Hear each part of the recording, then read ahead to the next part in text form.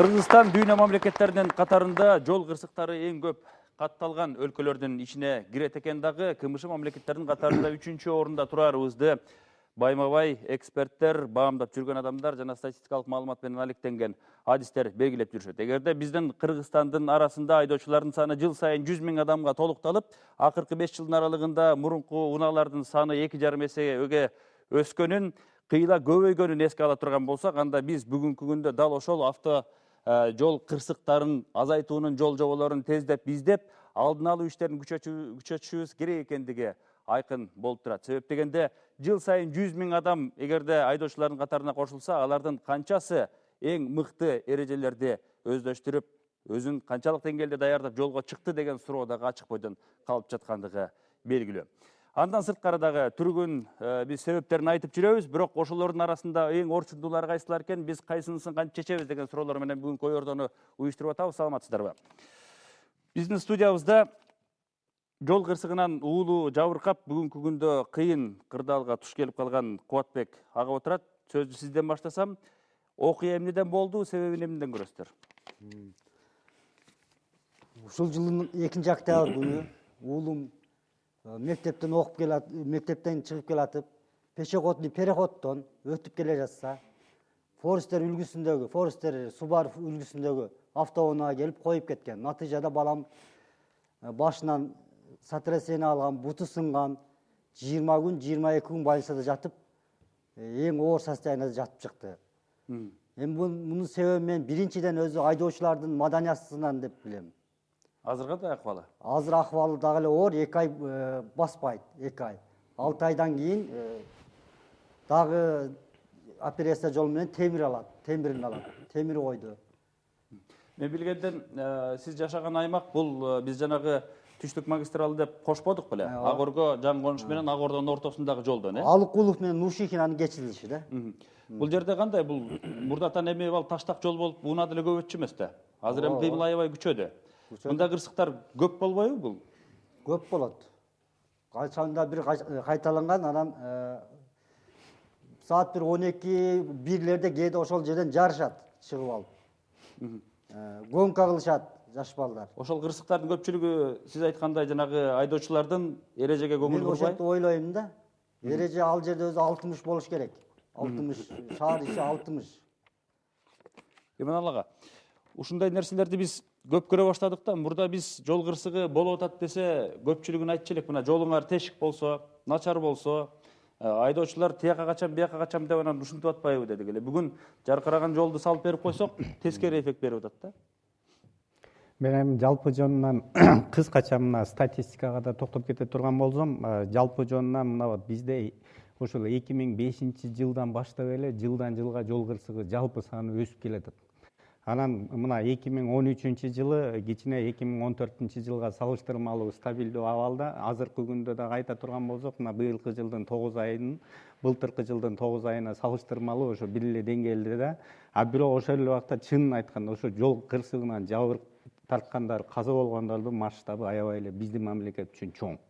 Анан ошону мен айтып мына анализ кылып дагы көрө турган болсок, ушу жалпы жонунан болуп аткан жол кырсыктарынын 85 дээрлик 85% бул айдоочулардын күнөөсүнөн болуп атат да.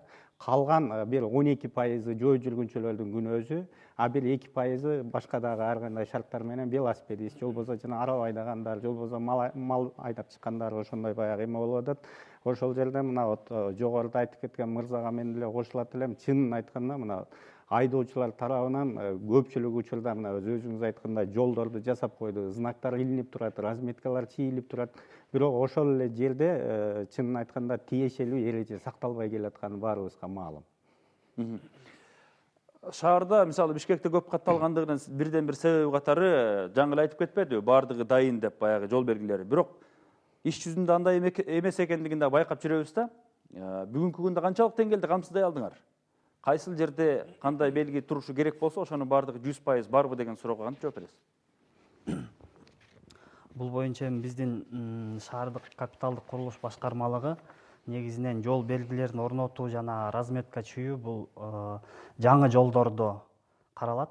Буга чейин СМЭУ атайын монтаждык эксплуатациялоо башкармалыгы буну менен алектенип келген болсо, мындан ары ал функцияны азыр Бишкек асфальт сервис ишканасына өткөрүлүп берилген, Бишкек шаарынын атайын токтому менен. Андан тышкары айта кетчү нерсе, бул 2015 жылы 36.000 квадратный метр линия пешеходных переходов чийилген шаарга, 131 атайын билим берүү жана медициналык учреждениялардын жанына атайын пешеход белгилери чийилген. Жакында эле мисалы жанагы 11 жашар кызды жаш бала сүзүп алып да кырсык болбодубу? Ошол жерде мына элдин көпчүлүгү социалдык түйүндөргө чейин жазып, аябай катуу талкуу жүрүп атат. Жол баягы унаа жүргөнгө ачылып берилгенден кийин убагында белгилер коюлбай, ошондой жанагы тасмалар тартылбай, чиймелер түшпөй калгандыгы үчүн кырсык болду деп атат да. Анан кырсык болгондон кийин жанталашып жасай калган учур эмнени көрсөтүп атат дейт. Ал жерде негизи бул Жукеев Путовкин көчөсүнүн реконструкциялоо жумуштары 2015 жылдын 10 майында башталган. Ортодогу түзүлгөн договор келишимге ылайык бул жумуштар ошол разметка чийүү, жол белгилерин, знактарды коюу бардыгы үстүбүздөгү жылдын 31 декабрына чейин аякташ керек болчу. Ал жерде бирок тийиштүү знак ал жерде бар болгон. Ошол учурда разметкалоо жумуштары башталып жүрүп жаткан негизи. Бардык убагында эле коюлган деген. Жол белгиси ал жерде коюлган убагында. Мен ушу аудиторияда катышып аткан биздин шаардыктардан, мекендештерден сурайт элем да, пикириңиздерди айтсаңыздар. Азыр мына биз ар кандай шылтоон издешибиз мүмкүн. Жолдо жанагы жөө адамдар өтө турган атайын тилке көрүнбөй калган, өчүп калган, жакшы жасалган эмес. Атайын белгилер жок. Жанагы жол чырактар жакшы иштебейт жана башка дегенди айта беришибиз мүмкүн да. Сиздердин оюңуздар боюнча негизги себептер ошолорбу же эмнеде? Саламатсыздарбы, Эрмек Усупов, Бишкек гуманитардык университетинин студенти болом да. Катуураак сүйлөңүз. Мен ойлойм, бул биринчиден азыркы праванын документтерди коррупция жолу менен баягы жашы жете электерге деле сатылып атпай ошо деп ойлойм да, негизги көйгөйүч. Экинчиден бул мас абалындагы айдоо автоунааны. Үчүнчүдөн ошо жолдордун оңдолбошу, кайдыгер мамиле, ошол 3 себептен ушундай бир авариялар болуп атат деген ойдо. Дагы кошумчалайсыздарбы? Берсеңиз, микрофон жөнөтсөңүз. Саламатсызбы? Жапарова Динай, юридикалык факультет национальный. Негизи менин билишимче, ушу мектептин жанында болгондо туурабы?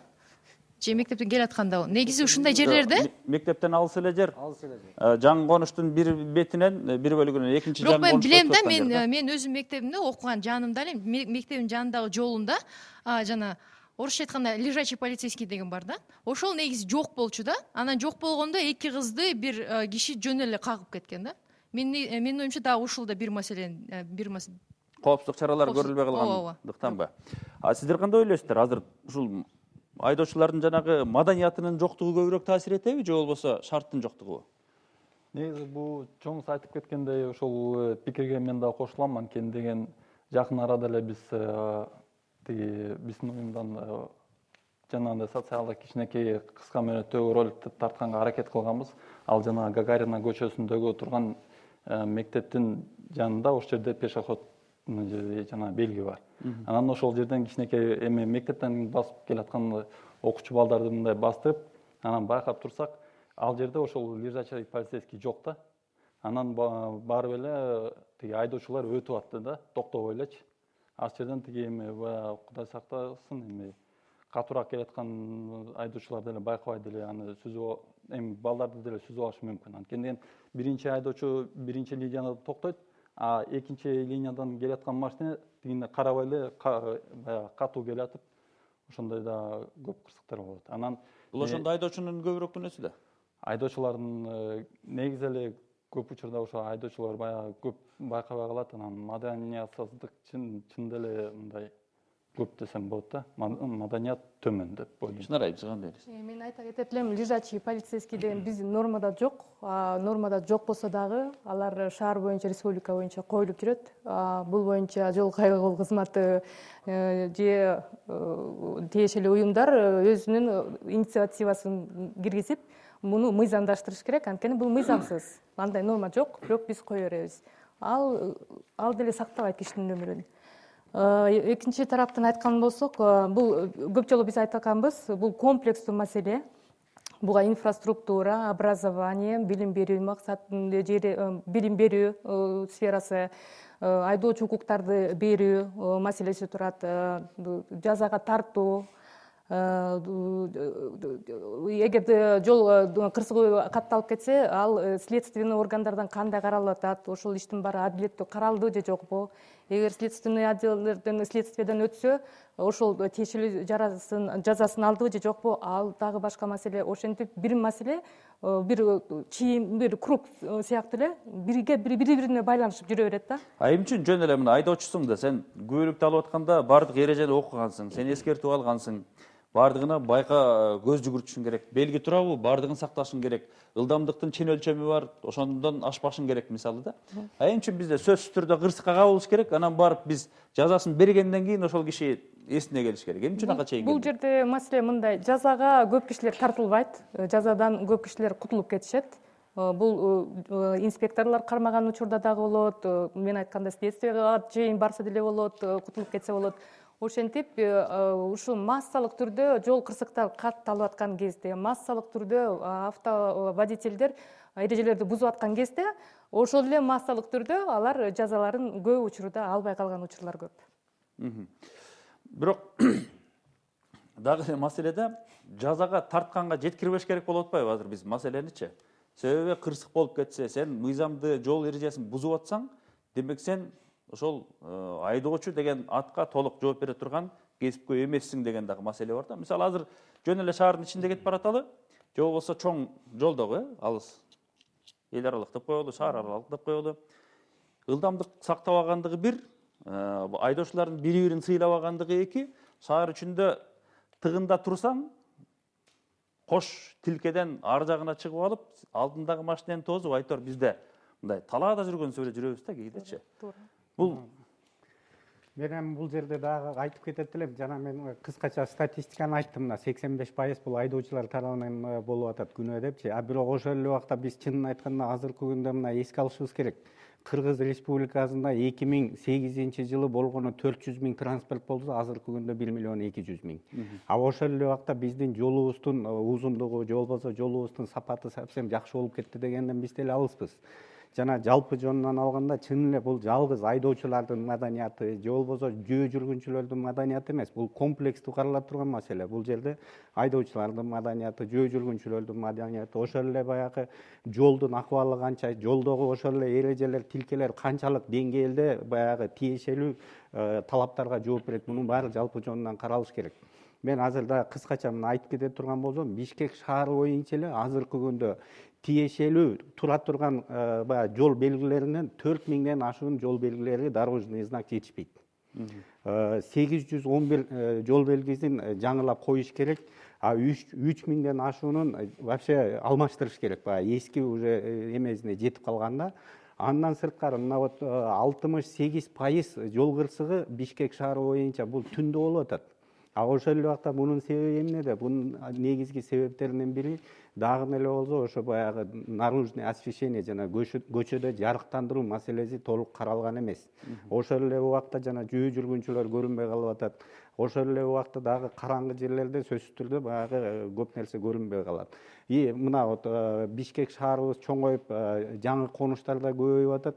Мен азыр эсептесем колум саны жетпей калат. Ошо бир топ ошол эле Ак Өргө, Ак Ордо, Алтын Ордо, Рухи Мурасы ошол жаңы конуштарда мына четинен жолдор жасалып атат, Каражыгач бүт барды. Ошол жасалган жолдордо бир дагы мына сырткы жарык берүүчү элементтер жок. Бул жерде дагы сөзсүз түрдө баягы коркунуч күчөп атат да.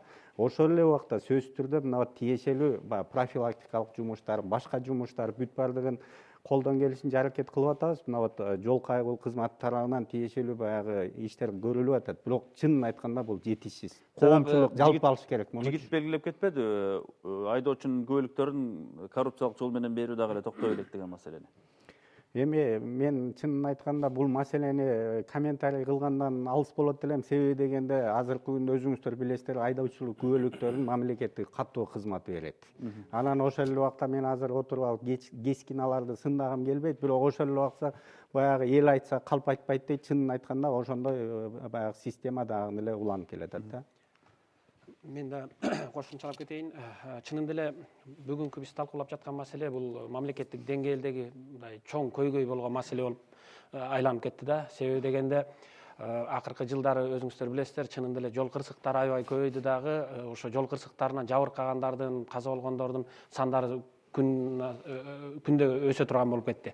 Мунун баардыгы ушу мамлекеттик деңгээлде ушул маселеге чоң маани берүүгө түрткү болуп отурат.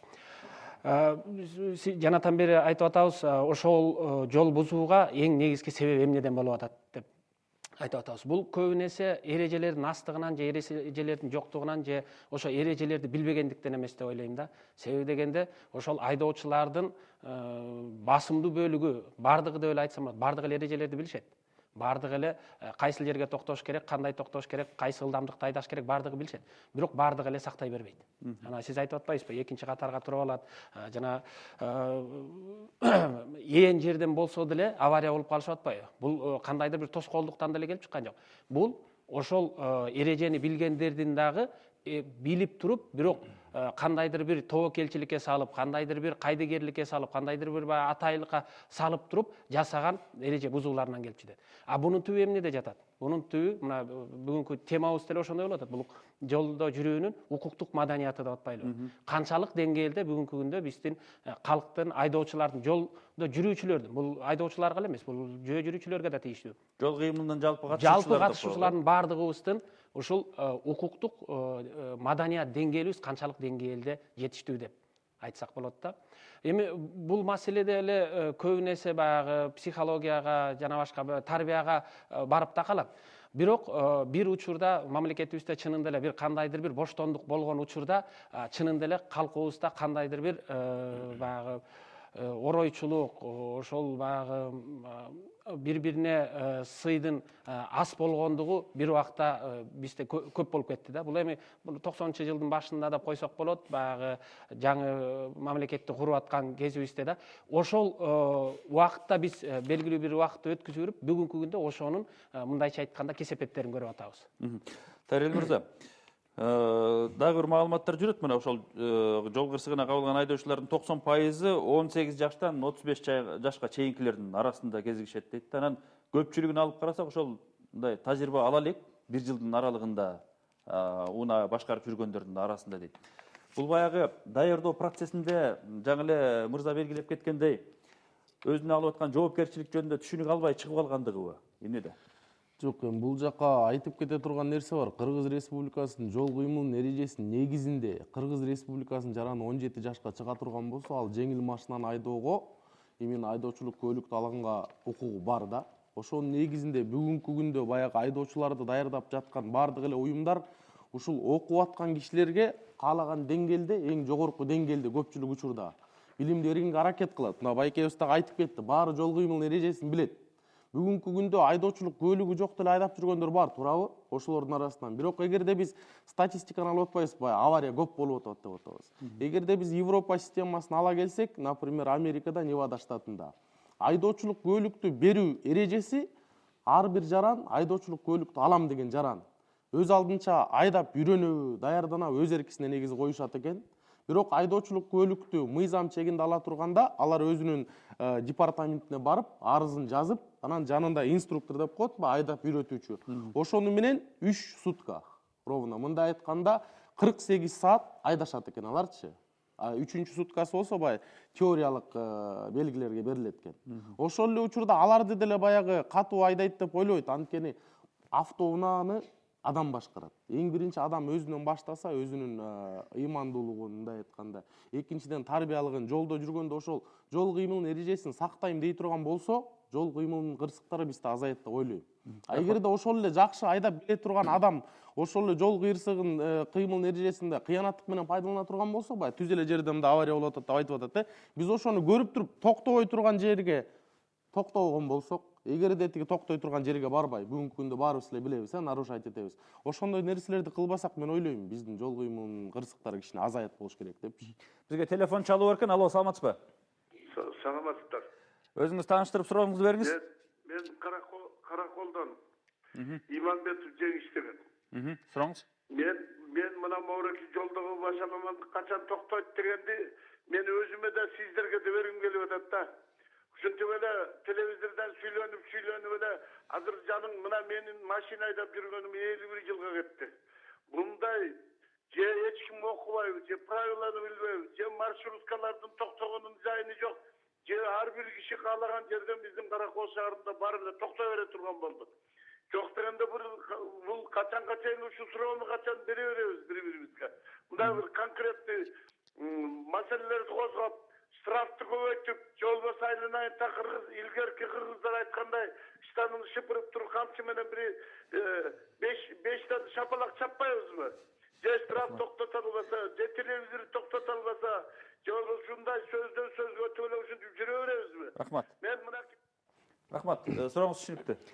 Эми бул боюнча мен айтып кете турган болсом, чынын айтканда мына айтып атабызбы, штрафты көбөйтүш керек, башка кылыш керек деп. Ошол эле убакта мына былтыр август айынан баштап административдик кодекске толуктоо өзгөртүү киргизилип, мурункуга салыштырмалуу ошо айып пул бир топ эсеге көтөрүлгөн.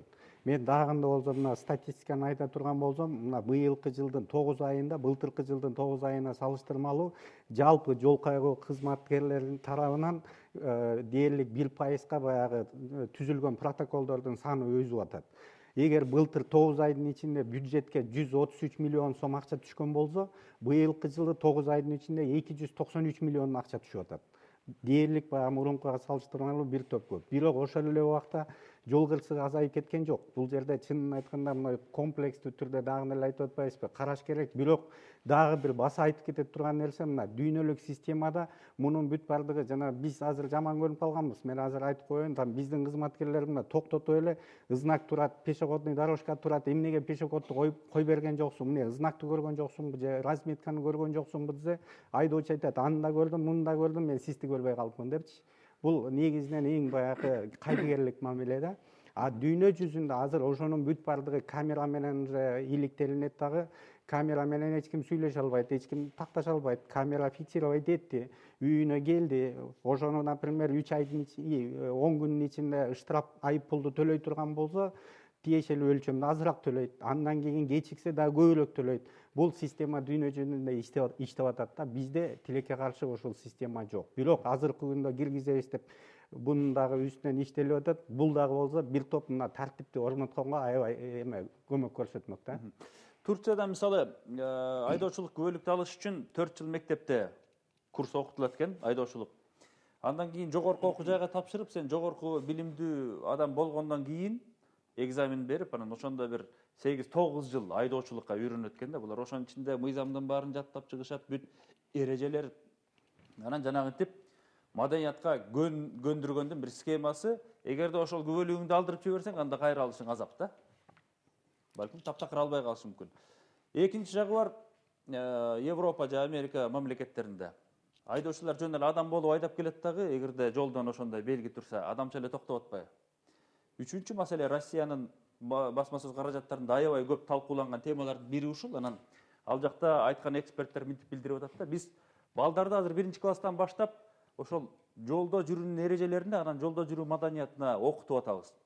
Бирок ошол эле бала атасынын унаасына өткөндө, атасы жолдун эрежелерин сактабай, жанагы өзүнүн канчалык маданиятсыз экендигин көрсөткөндөн кийин биз психологиялык деңгээлде талкалап салып атабыз дейт ошонун баардыгы.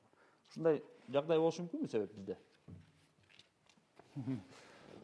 Андай деле болушу мүмкүн. Негизи кичинекей балдарды ошо көп нерсе ата энеден да, ата эне кандай тарбияласа, бала да ошондой болуп жакшы чоңоет. Анан тиги жол эрежелерин баягы кичинекей балдарга биз көп көңүл бурбайбыз.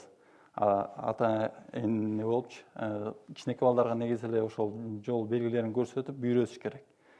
Ушундай нерсе чоңдорго дагы таасир берет, Сен уна жакшынакай башкарып баратсаң, жаныңан сенден ылдамдыкты катуу айдаган бойдон тиги жол эрежесин бузуп айдап өтүп кетсе, жол чырактан. Мындан эмне экен деп артынан кеткендер да толтурат. Мен айтып кетейин, мына баарыңыздар билесиздер, бизде Кыргыз Республикасынын бардык эл аймактарында көпчүлүк мектептерде биздин мына жаш балдардын уюму бар, жаш инспекторлор коому депчи.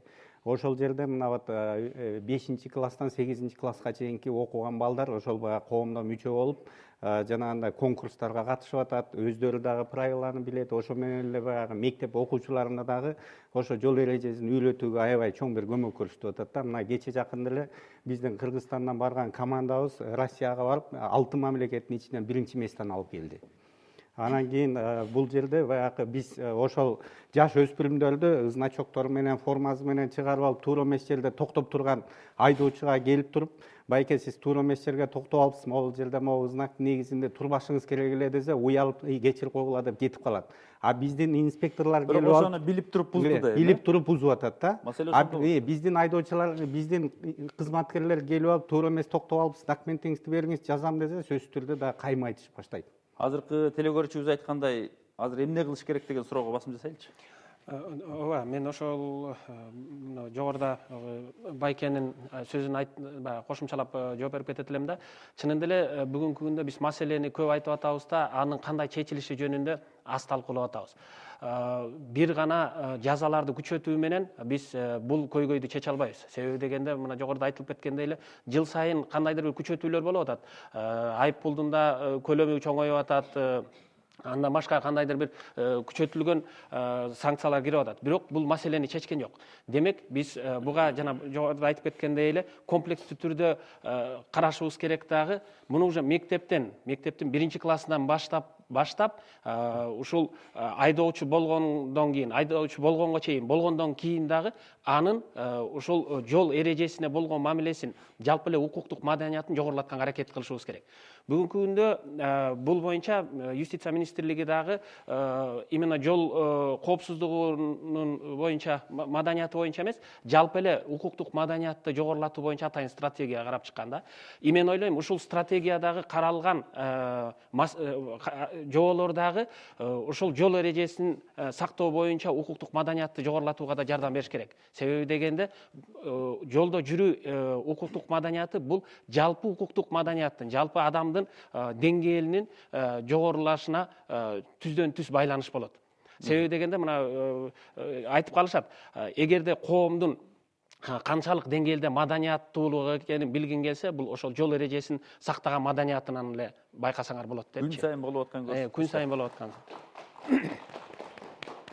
Мен айта кетейин деген, эмне кылыш керек деген суроого бир талкуулап көрсөк да, мен ойлойм, негизи дүйнө жүзү боюнча деле, практика боюнча эмне кылышат дүйнө жүзүндөгү башка өлкөлөр. Бул маселени чечиш үчүн башынан башташ керек да. Биз каяктан баштаарыбызды билбеген дагы ушул азыр көп башаламандык бар, көп чечилбеген маселелер толтура. Ошон үчүн ким бизди башкарып, ким бизди жөнгө салат, кайсыл орган бар, ошолдон башташ керек да. Координациялоочу бир орган болуш керек. Ошол орган анан кийин бардык, тем более азыр жол кайгуу кызматынын көптөгөн функциясын бүт ар кайсы мекемелерге таратып ийишкен. Эми тараткандан кийин ошол мекемелердин баарынан сураш керек. Кайсы суроону эгер бердиби полномочияны, ошону сураш керек. Аны сураш үчүн ошол бир орган иштеш керек. Бизде ушундай орган барбы деген маселени биз жайында проекттин семинарда чогулганда талкуулап, министерствонун представительдери аркылуу талкуулап чече албай койгонбуз. Бизде ушундай орган барбы же жокпу деп. Экинчи жагынан эми ар бир айдоочунун артынан бирден киши салып, же болбосо улам бир органдын кишиси чуркап чыгып эле баарыбызга үйрөтө бербейт да, туурабы? Бизде системага салынган билим берүү деген базалык түшүнүк бар. Туура. Ошону кандай жасашыбыз керек? Анан жогоруда юстиция министрлигинин өкүлү белгилеп атпайбы? Биз айыпты көтөргөнүбүз менен чечилген жок деп. Себеби баарыбыз билебиз. Айыпты көтөрсөң, Андан төмөнүрөөк паранын өлчөмү менен маселе башкача чечилет. Аны эч ким карабайт. Мен дагы кошумча кылып кетейинби? Мен азыр Азыр бир бүтүп коеюн дегем оюмду. Ошол биз азыр ар тараптан чөйүп атпайбызбы бул маселени. Анткени ар кайсы министрликтарга тарап кеткен суроону. Эми ошону координациялоочу орган болуш керек. Ал орган изилдеп бул маселени өз рекомендацияларын берип, катуу иштеши орган бар болуш керек эле, бирок азырындай иш болбой атат. Экинчиден стратегия деген болот. Дүйнө жүзү бүт өлкөлөрдө стратегияны түзүшөт. Бул жол кырсыктарын момундай маселе болуп атат. Аны кыскартыш үчүн эмне кылыш керек? Момундай стратегияга өтөлү. Программалар болот, 5 жылдык, 3 жылдык же 1 жылга. Андай программалар бизде жок болуп атат. Же жазылган, бирок өтө мындай глобалдуу жазылган, аны аткарыш үчүн 3-5 жылдык мындай түшүнүксүз болуп кетип атат да. Том документтин ичинде жол чийиндигин ким жасап, жол белгисине ким жооп берет деген суроо так болбой калышы мүмкүн, айрым учурларда, образды айтканда. Анан элементарно бизде база данных водителей деген жок да. Биз мисалы мектепке барганда, мектепте мугалим дневнигин, журналын ачат да, 40 бала бар экенин билет, анын аты энеси ким, каякта жашайт. Ошондой эле биздин айдоочулар деген тизмеленип турушу керек. Ар бир айдоочу. Ошол айдоочу кармалдыбы жол кырсыгынан, ошол жерден эле бүт данныйлар чыгып, ошонун жазасын алышы керек да. Ошого биз жетише элекпиз. Мен кошумча кылып кетейин деген Чынар айым айтып атпайбы, ошо мамлекеттик деңгээлде баягы программалар, стратегиялык бир чечимдер кабыл алыныш керек деп мен мына айтып кетет элем. Быйылкы жылы Ички иштер министрлиги тарабынан сунушталып өкмөткө жалпы жонунан 2015 жылдан 2017 жылга чейин Кыргыз Республикасынын аймагында жолдогу жүрүү акыбалды жакшыртуу боюнча мамлекеттик план кабыл алынды, өкмөт кабыл алып берген. Бул жерде мына Ички иштер министрлиги тарабынан ошол эле мамлекеттик каттоо кызматы деги эле транспорт жана коммуникация министрлигине баягы жалпы негизинен мындай чоңураак баягы жооп бере турган органдарда. Андан сырткары ошо билим берүү министрлиги бул азыр жалпы жонунан мунун үстүнөн негизинен иш жүрүп атат. Ошол боюнча мына Чынар айым айткандай ошол эле ГРС менен, МВД менен, Минтранс менен чогуу баягы базаларды түзмөй, андан сырткары бир чоң баягы ведомстволор аралык жалпы бир жумуштарды жасоо жааты уже өкмөт тарабынан уже бекитилип берилген, поэтапно бул уже кетиш керек. 2017 жылга чейин бул ошол пландын негизинде биз дагы бир тепкичке өйдөңкүгө жогорулайбыз буюрса. Ал жөнүндө уже биздин кабыл алынган план бар. Ошол программага бейөкмөт уюмдардын сунуштары кирбей калган бирок. Эмне сунуштар эле конкреттүү чечип турат? Мисалы биз 2014 жылы стратегиялык институттун инициативасы менен 3 эксперт анализ жүргүзгөнбүз. Ошондо чоң документ болгон, анализ жүргүзүп, законодательствода кандай маселелер бар, жол жүрүү кырсыктары эмнеден болуп атат, айдоочу укук, бүт маселелерди топтоп келип бир чоң аналитический документ даярдаганбыз. Анын ичинен 60 рекомендация берилген. И ошол рекомендациялар Министерство юстицияда кандай маселе болотса, алар кандай кичине жакшыртылат деген. Эми ал өтө кичине көбүрөөк эмнеге басым жасаган? Профилактикага, жаза берүүгө эмнеге? Мыйзамды күчөтүү, координациялоо, министерстволордо бүт барында өзүнүн эмелери бар, функциялары. Азыр мен кайрадан сизге сөздү берейин. Аксакал киши чалып аткан экен. Алло, саламатсызбы? Саламат. Угуп атабыз, өзүңүздү тааныштырып сурооңузду бериңиз.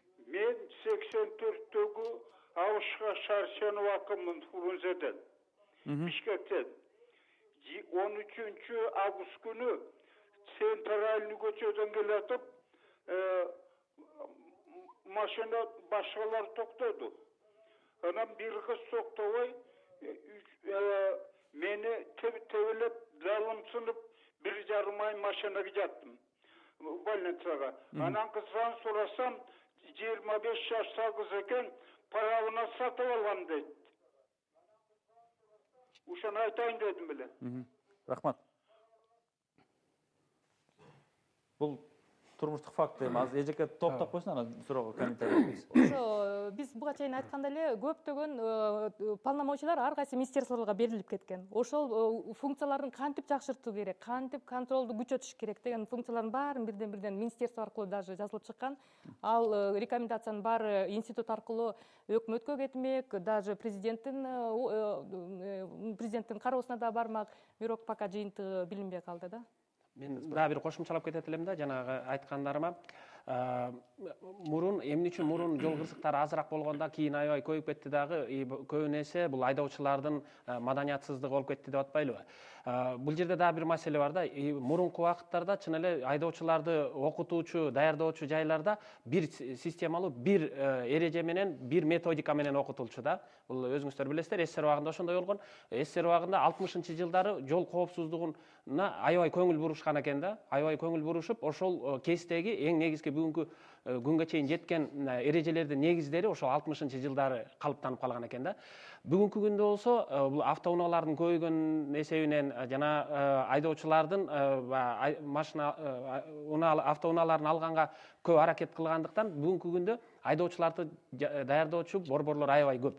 Аябай көп дагы аларда ар биринде өзүнүн өзгөчө ыкмалары да бар. Эми жалпы эрежени үйрөтүшөт, бирок өздөрүнүн да өзгөчө ыкмалары бар да. Ошо мен ойлойм бул жерден ушу маселени чечүүнүн дагы бир жолдорунун бири бул ошол ар бир айдоочуну даярдоочу борборлорго дагы бир борборлоштурулган кандайдыр бир ыкма методикаларды киргизиш керек. Жаңы ыкмаларды киргизиш керек. Себеби дегенде айдоочуну үйрөтүп атканда эрежени үйрөттүк, айдаганды үйрөттүк, андан тышкары аны канчалык деңгээлде сакташ керек дегенди биз ага үйрөтө албай атабыз да. Эрежеге баш ийүүнүн маанисин айта албай атабыз. Маанисин, то есть коркутушубуз керек деп айткым келет да. Даже ошол эле жол кырсыктарын көргүзөлү, ар бир жабыркаганды, канчалык кишилер көбөйлөп аткандыгын жана башкаларды ошо айдоочуну үйрөнүп атканда көргүзүш керек да. Ушундай болот. Эгерде сен жолду сактабасаң, эгерде кичине эрежени бусканда сен бирөөнүн эле өмүрүнө эмес, өзүңдүн өмүрүңө да коопсуздукту түзөсүң деп. Мен ушул суроого жооп берип кетет элем.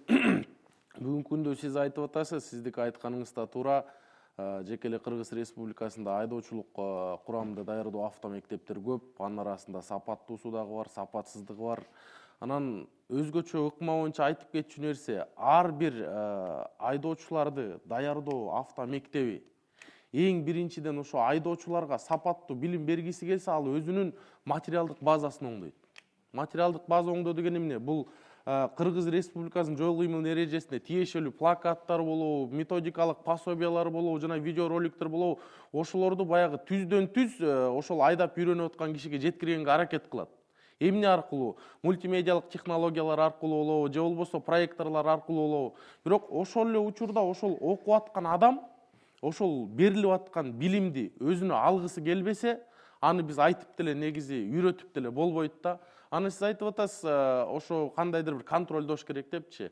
Жол кыймыл эрежесинин негизинде айдоочулук көлүктү алган киши 1 жылга чейин 70 км/с ылдамдыгын ашыра албайт.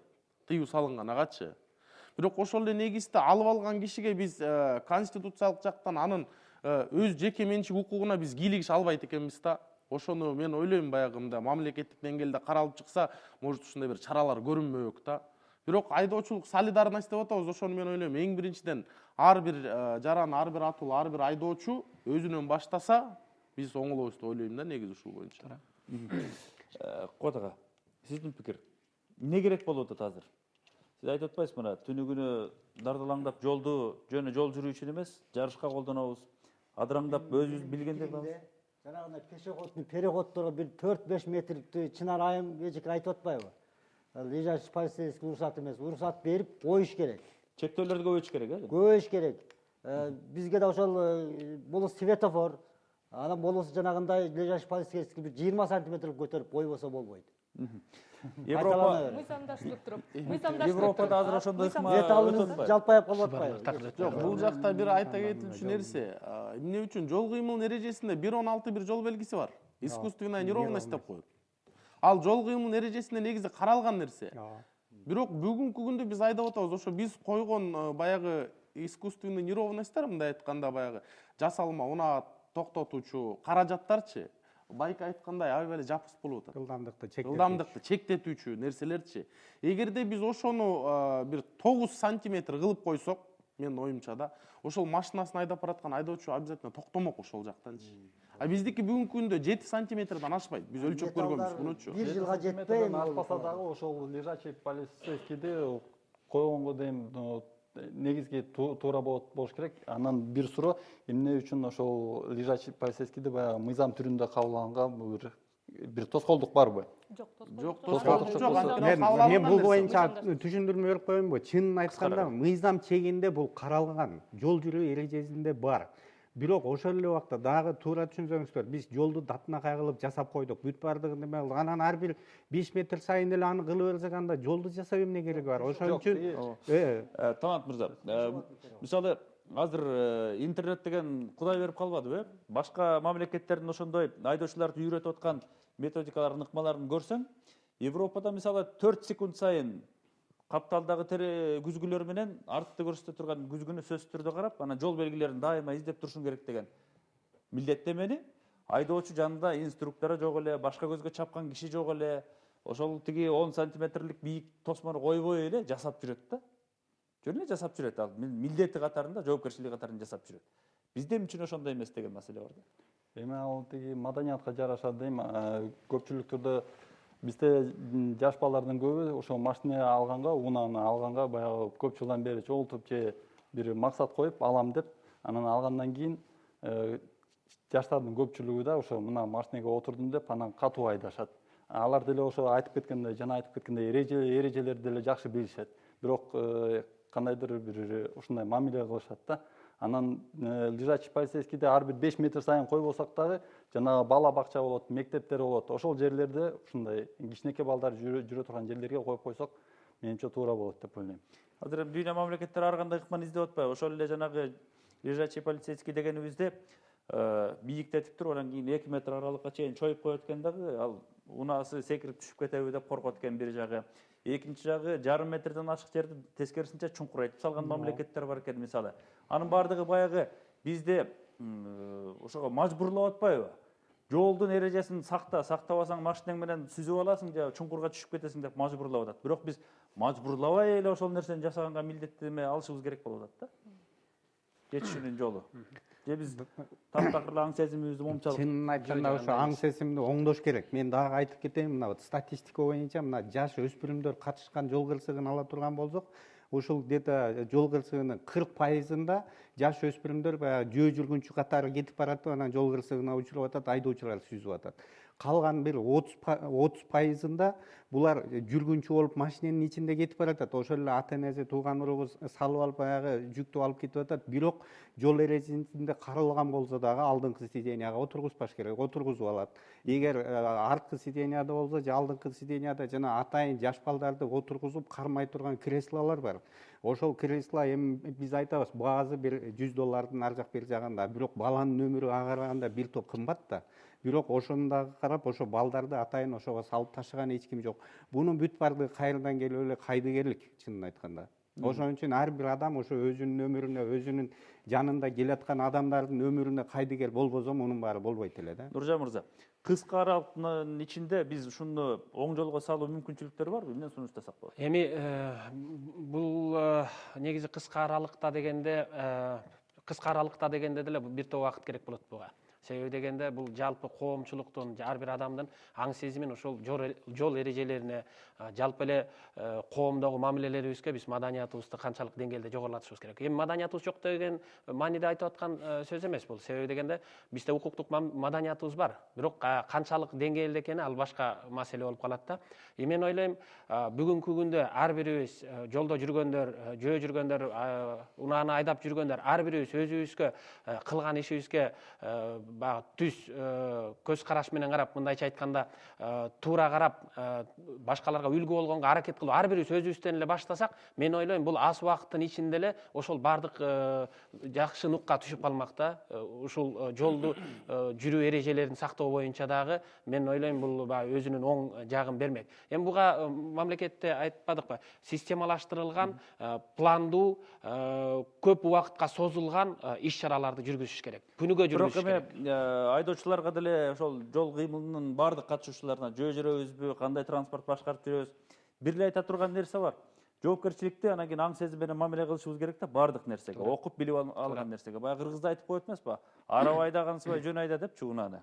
Бул унаа араб эмес, сен каалаган убакта, каалаган жерде жүргөндөй. Бул бүгүнкү күндө айдоочулардын айынан, күнөөсүнөн дүйнө боюнча эң кооптуу, адам өмүрүн көп кыя турган коркунучтуу транспортко айланып кетти. Ошондуктан биз дагы бирөөнүн өмүрүнүн алдында убалга калбай жол эрежесин сактап, так жүрүп, башкаларга үлгү боло тургандай деңгээлге жетиш ар бир айдоочунун эртең муну башкарам, айдайм деген адамдын жоопкерчилигиндеги маселе экендигин сөзсүз түрдө эске алышыбыз керек. Саламат калыңыздар.